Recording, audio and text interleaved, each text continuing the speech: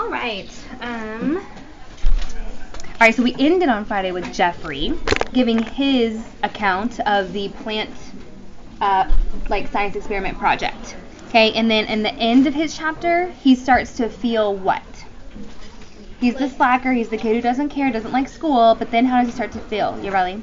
He starts to like school because Mr. Terupt is always like standing up for them. He stood up for them, and it makes him feel guilty for not actually trying on his work.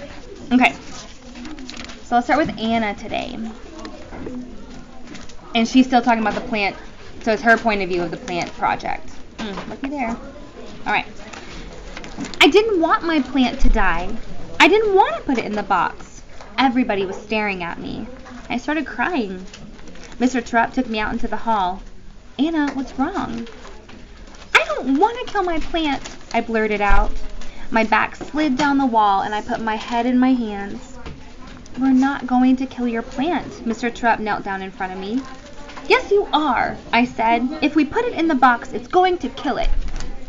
We will take it out before it dies, he promised. No, I don't want to hurt it. I'll tell you what, Anna. Let's do the experiments that are lined up for your plant. We'll have to because Danielle is your partner and she needs to do the science too. Then, when we're all done, I'll let you take my plant, our control, the one that we don't do anything to. So, Mr. Terupt has his plant, and it's just the plant, it's there, it stays. And then all the kids have their plants, their partner plants, and they do all the experiments to it. So they kind of see the differences between not doing anything and then doing the things. I still didn't like the idea of hurting my plant, but I liked the idea of getting the control. I think he saw my hesitation. Plus, since you're working with Danielle, I have a feeling that your plant is actually going to be just fine. I don't know Danielle that well. She's never been in my class before. She seems nice. I like her. Sometimes she's friends with Alexia. I don't know why. I'm glad I'm partners with Danielle and not Alexia. I've never been in Alexia's class, but I can tell she's mean. All the girls listen to her, though. Katie, Emily, Heather, Natalie, all of them. Not me. I stay away from her. My mom has warned me not to get involved with that popularity stuff. I'll be right back. I have to get a car right here. Okay. She was ostracized once. That means nobody wanted to be friends with her. That means people leave you out on purpose. When you're ostracized, they're leaving you out on purpose. My mom told me it was like there was a big group of people holding hands in a circle and she was never let in. She always had to stand outside the circle. Mom doesn't ever want that to happen to me. It was when she was 16 and pregnant with me. I can tell that she still hurts inside from all of it. Even her own parents shunned her. You need to listen. It's a very important part of the story. Okay. She tried to move in with my dad. I've never met him before. I'm sorry, hold on. Even her own parents shunned her. That's why she quit school shortly after I was born and moved out. She tried to move in with my dad. I've never met him, but that didn't work out. He left. Mom says we can talk about my dad and the whole situation when I'm older. All I know is she says he's a nice man. My grandma and grandpa, I've never met them either, still don't want anything to do with us. They moved far away after my mom moved out. My mom might be young, but she's still a great mom. She's my best friend, and I love her. If you love someone, you don't quit on them just because they make a mistake. Mr. Terupt helped me stand up. Trust me on this one, he said. Be positive. We headed back into the classroom. My plant went into the box and came out a few days later. A little yellow and without a lot of new growth, but it was alive. Turning it on its side wasn't harmful, so I was okay with that test. And then it was our chance to feed it whatever we wanted. Mr. Terupt was right. Danielle knew what she was doing. Here's a list of things we can mix together, Danielle said. I read the list. I didn't know everything on it. How did she? My grandmother helped me with it, she said. She's always been good at growing things. She's the reason we have successful crops on the farm.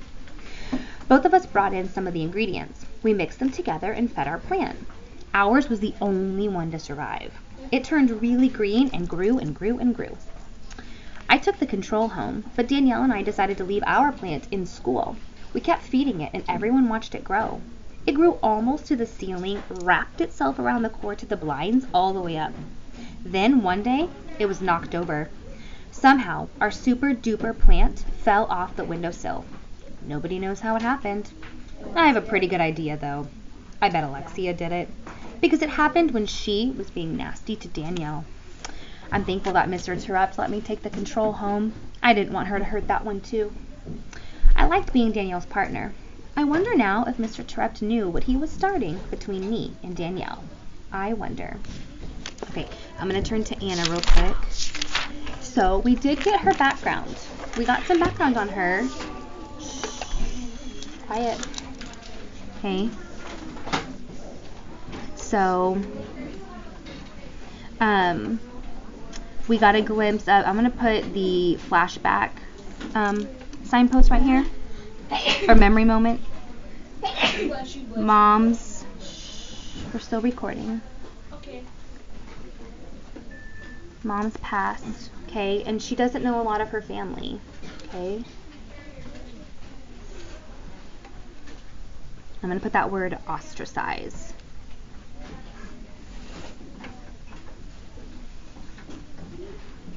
Ostracized. Okay. Alright, let's read Jessica and then we'll go.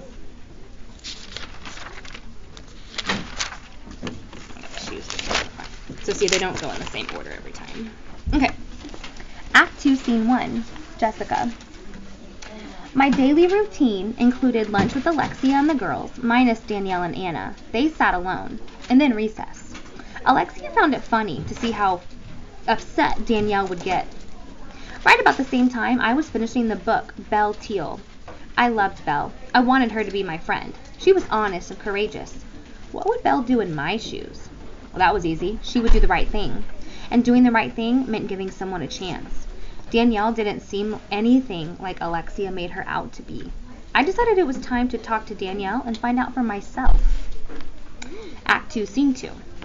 I set out to find Danielle the next day at recess. I spotted her from a distance. She was drawing in the dirt with a stick.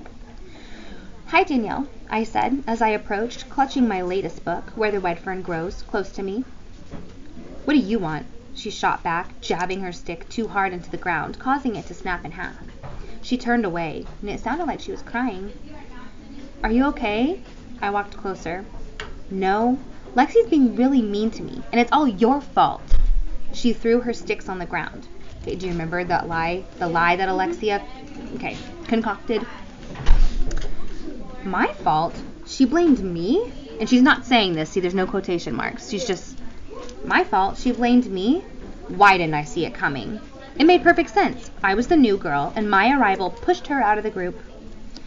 I'm sorry, I said, and I stood there. I wanted to be back in California anyway. I missed my dad. Danielle began scratching pictures in the dirt with her finger. I'm sorry I said that. It's not your fault. I sat down. It's just that Lexi's ignoring me, talking about me, saying mean stuff. Danielle went on. She doesn't sit with me at lunch, she's not playing with me, and now all the other girls are doing the same thing.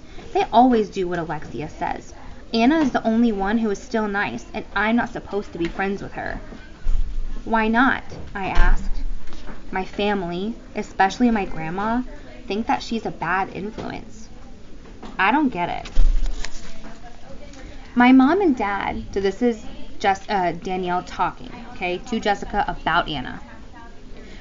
My mom and dad, Danielle's mom and dad, used to be friends with her grandparents and... You mean her parents? I interrupted. No, her grandparents. Danielle stopped moving the dirt and sat up to explain. Okay, listen.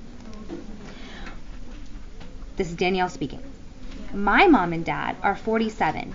They had my older brother Charlie when they were 20, the same time that Anna's grandparents had Anna's mother. They were all friends at church, so that's how they knew each other. Charlie is 27, so Anna's mom must be 27 too. And Anna's 11, I said, quickly putting all the pieces together. So that means her mom was 16 when Anna was born. That's right, Danielle said. And that's why your family, especially your grandmother, thinks Anna will be a bad influence? I asked. Yes, Danielle said. I think they figure that Anna will be like her mother, and that's not the type of people that churchgoers associate with. I didn't like what I was hearing. None of it seemed fair to Anna. But I wanted to learn more about her mother's story. What happened after Anna was born? I'm not sure, Danielle said. I just know that it's only Anna and her mother now. Well, none of that's her fault, I said matter-of-factly. Danielle nodded. She bent forward and started drawing in the dirt again. I decided not to push it anymore. She seemed upset by it too. I'll play with you, I said. You will? The hint of a smile spread its way across Danielle's dirt-streaked, teary face. Sure, and I won't listen to Alexia. I slid where the red fern grows off to the side and dug into the earth with my finger. I know that book. My grandma read it to me. It's very good, I said. Everybody always likes a character with a dog. That's something my dad told me. It's a sad story, Danielle said, but I won't tell you what happens. Please don't. We can talk about it when I get done, though. Sure, she said, shrugging her shoulders. We sat next to each other, scratching pictures in the dirt until the whistle sounded. Recess was over. We stood and brushed ourselves off. That was when I saw Danielle's dirt sketch of 2 dogs. That's a great picture, Danielle. Thanks, she said. I liked Danielle. There were a lot of interesting things to learn about her, I could tell. I grabbed my book and we headed toward the building. Then I saw Anna wandering over by herself. I wondered if she wanted to be a loner, or did she want friends? Why did she try so hard to be invisible? Was she embarrassed by her family situation? And how many people actually knew all that stuff about her mother? Okay, real quick with Jessica. I would say